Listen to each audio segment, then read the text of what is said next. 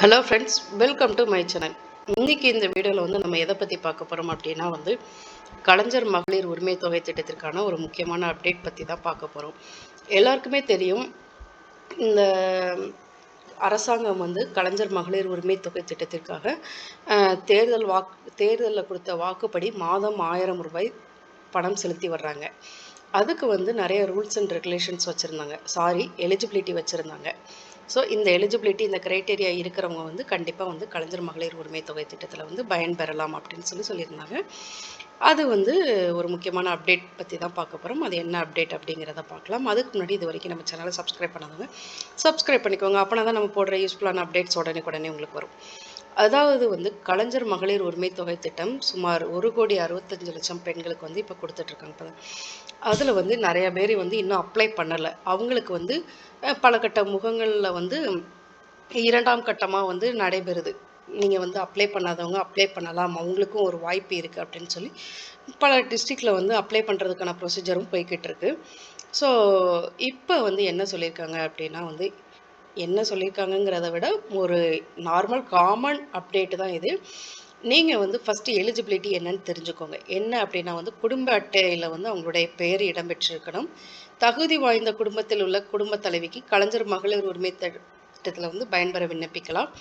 குடும்ப அட்டையில் குடும்ப தலைவர் என குறிப்பிட்டுள்ள பெண்கள் குடும்ப தலைவியாக கருதப்படுவார்.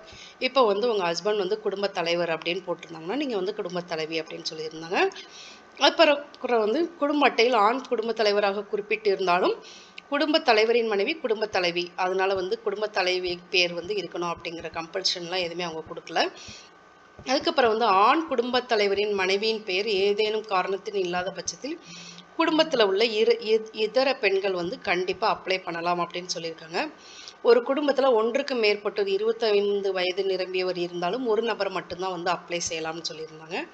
திருமணமாகாத தனிப்பெண்கள், கைப்பெண்கள் மற்றும் திருநங்கை தலைமையிலான குடும்பங்கள் இருந்தாலும் அவங்களும் வந்து அப்ளை பண்ணலாம் அப்படின்னு சொல்லியிருக்காங்க.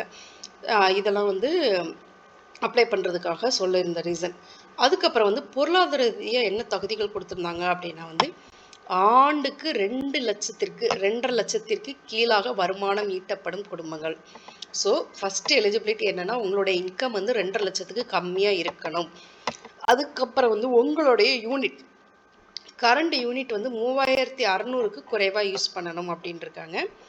நன்செய் நிலம் வந்து 5 ஏக்கருக்கு குறைவாகவும் புன்செய் நிலம் வந்து 10 ஏக்கருக்கு குறைவாகவும் இருக்கணும். இதுதான் வந்து பொருளாதார தகுதிகள் அப்படின்னு சொல்லியிருந்தாங்க. இதுக்கு வந்து நீங்கள் என்ன ப்ரூஃப் சப்மிஷனும் வைக்க வேண்டாம், நாங்களே வெரிஃபிகேஷன் பண்ணுவோம் அப்படின்னு சொல்லி தான் வெரிஃபிகேஷன்லாம் நடந்து இந்த தகுதியின் அடிப்படையில் தான் வந்து கலைஞர் மகளிர் உரிமை தொகை திட்டம் இதுவரை நடைபெற்று கொண்டிருக்கிறது. இப்போ நான் எதனால இவங்களுக்கெல்லாம் வந்து கலைஞர் மகளிர் உரிமை தொகை திட்டம் கிடைக்காது அப்படின்னு சொல்கிறேன்னா வந்து அது யாருக்கு அப்படிங்கிறத நான் இப்போ சொல்கிறேன். அதாவது எல்லாருக்குமே இப்போ வந்து அவங்கவுங்க ஒர்க் பண்ணுற கம்பெனிலேருந்து சேலரிடு எம்ப்ளாயி எல்லாருக்குமே இன்கம், அதாவது உங்களுடைய சேலரி வந்து கண்டிப்பாக அதிகமாயிருக்கும். இது வந்து எல்லா கம்பெனிலையும் இருக்கிற ப்ரொசீஜர். கடந்த நிதியாண்டு முடிந்து அடுத்த நிதியாண்டு தொடக்கத்தில் வந்து எல்லாருக்குமே இன்க்ரிமெண்ட் அப்படின்னு சொல்லி ஒன்று போடுவாங்க. அது அவங்களுடைய பெர்சன்டேஜ் பொறுத்து. ஸோ இப்போ வந்து உங்களுக்கு இன்க்ரிமெண்ட் போடுற பட்சத்தில் உங்களுடைய ஆண்டு வருமானம் 2,50,000 லட்சத்துக்கு மேலே வருது அப்படிங்கிற பட்சத்துலேயும் நீங்கள் புதிதாக ஜிஎஸ்டி, அதாவது ஜிஎஸ்டிங்கிற வரி, இன்கம் டேக்ஸ் கெட்டுற பட்சத்திலையும் நீங்கள் வந்து கண்டிப்பாக இந்த கலைஞர் மகளிர் உரிமை தொகையை பெற இயலாது. அதை முதல்ல தெரிஞ்சுக்கோங்க. ஸோ இவங்க வந்து இனிமேல் வந்து கலைஞர் மகளிர் உரிமை தொகை திட்டத்தில் வந்து பயன்படுறது வந்து கொஞ்சம் டவுட்டு தான்.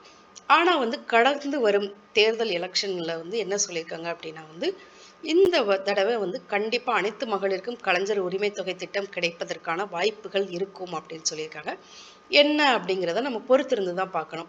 ஓகே ஃப்ரெண்ட்ஸ், இந்த வீடியோ உங்களுக்கு ரொம்ப யூஸ்ஃபுல்லாக இருக்கும்னு நினைக்கிறேன். Thank you, bye by.